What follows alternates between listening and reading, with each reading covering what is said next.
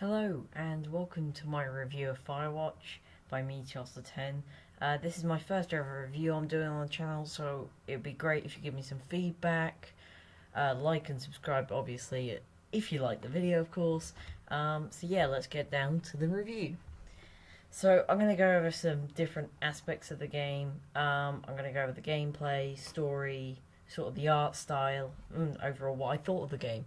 So the gameplay, there's not much to it. It's sort of a walking simulator.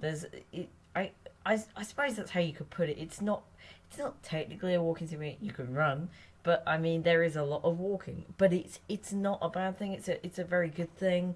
There's a lot of it, but it allows to create some bonding with the characters, and you learn about them whilst you're walking, obviously, and it's very story driven. So yeah, the gameplay, like in that way, is quite simple. There are some certain mechanics, like obviously you have your radio, and you have the map and the compass. Now, with the map, you can. I don't know if you can on PS4. I play this on PC, and the map you can. It will obviously it's a map that you pull out, like because this is set in the 80s, so they didn't have GPS or anything. It wasn't big technology, so they just had maps, and it will show where you are on the map. Now I played it with that on. You can turn it off, and I'm tempted to replay the game and turn it off just to see how different it is.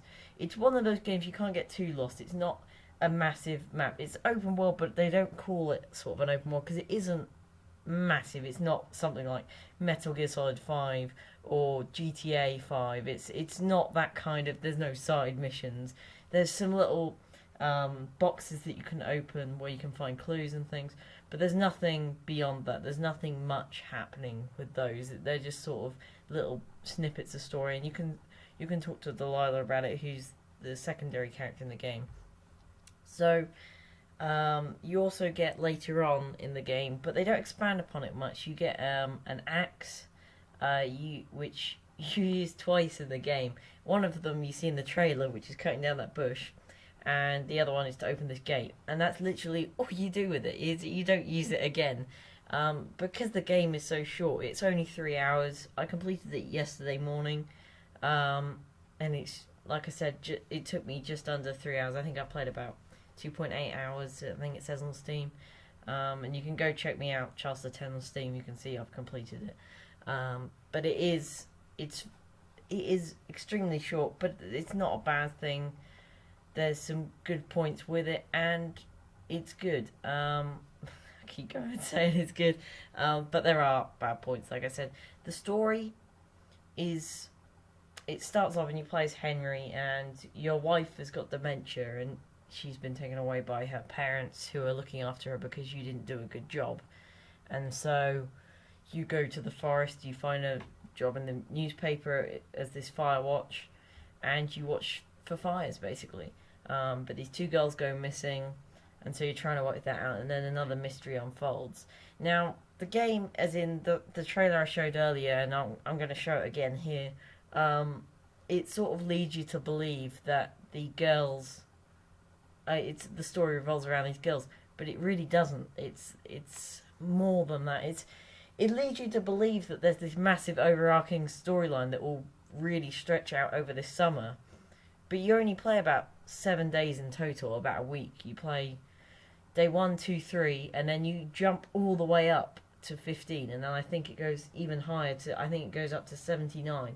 But you play very early on, and then you play right near the end, and it becomes very predictable near the end. I'm not gonna go over it, but there is not much that really happens, and it's a shame because I suppose this is what you get for hyping a game. I've been watching this game since it was announced and thought it sounded interesting, but never really got overhyped for it. I didn't get overhyped at all. I got a little bit hyped, but it wasn't as in something where people had with Unity, Assassin's Creed Unity, where they thought, oh, this is going to be the next gen of Assassin's Creed, and then got let down massively by all the bugs and the story and characters. This isn't how I felt. I just felt the ending didn't deliver. It's a very poor ending, and it doesn't feel like they finish off the story. It needs a free DLC or just DLC or a sequel, prequel. It needs something to finish off those characters. There's a character that you find out about later on in the story, and I think it'd be really interesting if you got to play as that character and see how they were, what they were thinking throughout the story, rather than just the people he was watching. There's another thing. You don't meet any people in the game. You see two people, but you never see their faces. And I don't know if this could be some kind of meaning. I really don't know. You see a figure in the distance, which you see in some of the trailers and things, but you never. Well, you find out who you think it could be, but you never see them. You never meet them. And near the end, when you're leaving the park, right at the end, a guy helps you into the helicopter, but he's wearing a mask, and I don't know if it's sort of laziness or you don't. It probably isn't. I have a feeling it's got a meaning that maybe that you just, since he's left everyone and pushed them aside. I mean, as soon as he tries to bring other people into his life, they don't want to have anything to do with him. Delilah just leaves after all that they've been through the summer. She just sort of says goodbye and that's it. She doesn't want to come back. And you, as Henry, just don't feel as if you've felt what you wanted to. You wanted to bring people into your life, and you've pushed them away again without even thinking about it. And I don't know if they don't show faces to show that you never really meet someone and that you shouldn't trust them, because you never meet Delilah, but you trust her. And there are moments where you can tell her that you don't trust her. I did it a couple of times where I said I wasn't sure when she was telling me to do something if I should, but she said you've got to believe me and things. Overall, the characters are very. The voice acting is brilliant for the characters. The Delilah voice acted brilliantly. I believe she was in Walking Dead, because the Camposanto is made out of people who did Walking Dead and Mark of the Ninja, Brutal Legend, and the Bioshock series. There are references to Bioshock and Gone Home, so apparently they may even be linked, which would be interesting. But the overall voice acting is very good. Henry, I don't know who plays him, but both the voice actors are very good in this game. And if you're gonna buy it for any reason, it's the banter that happens between them. But there is some comedy. It does become quite dark. It does become quite sad. I nearly cried at the beginning. I didn't cry at the end. Usually I do if it's that sort of game, but there was no reason to at the end. I nearly did at the beginning, but not at the end. But it did let me down a bit, but I still think the game is good overall. I bought it for about £14, which is about $19-20.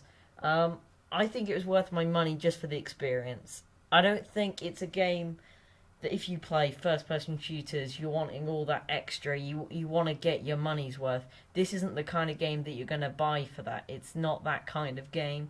You're going to buy this to play and go, oh, that was quite interesting. That's made me think about things. And that's what it's there to do, I think. It's an experience that you play. It's like an interactive movie. Sort of like The Last of Us. I mean, you replay that and things, but you play that for the story. You don't play that for the gameplay, even though it's very good. You do play it for the story and you get connected with those characters.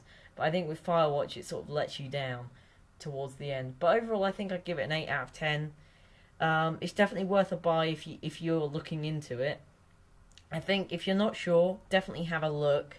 See if you're into that sort of game. You need to be into that sort of thing. You can't just buy it and think, oh, I'm going to get my money's worth. I'm going to play this 10 times. It's probably one of those games you'll play every now and then. I'm probably going to replay it next week because I play this on my laptop because my PC is not available at the moment.